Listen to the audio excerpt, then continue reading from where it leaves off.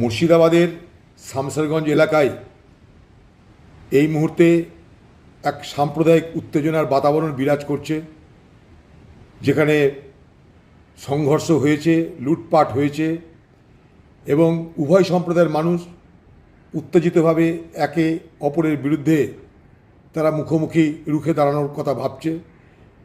তার মধ্যে কিছু অসৎ দুর্বৃত্ত ব্যক্তি তারা সেই সুযোগে দোকানপাট লুট করার, মল লুট করার চেষ্টা করছে। এখনও পর্যন্ত পুলিশ সেভাবে মোকাবেলা করতে নামতে পারেনি। আমি মুর্শিদাবাদের পুলিশকে বলবো, আপনারা মোকাবেলা করতে দ্রুত নামুন, কারণ সবাই জানে এই মুর্শিদাবাদ, মালদা এগুলো সেন্সিটিভ এরিয়া, সবাই জানে, প্রশাসন জানে। তা সত্ত্বেও কেন প্রশাসন এখনও পর্যন্ত সক্রিয় হতে পারছে না, আমার প্রশ্ন। পাশাপাশি সব সম্প্রদায়ের মানুষকে বলবো, মুর্শিদাবাদের মানুষকে বলবো, আপনারা সাম্প্রদায়িক সম্প্রীতি বজায় রাখতে হবে। সাম্প্রদায়িক সম্প্রীতি বজায় রেখেই আমরা ভালো থাকব। কেউ কারোর উপর আঘাত করে আপনারা সুখে থাকবেন না।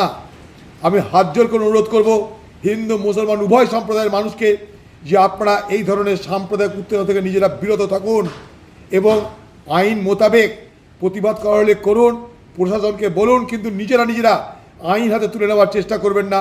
হাত জোর করে মুর্শিদাবাদের মানুষের কাছে এটা আমার অনুরোধ থাকলো।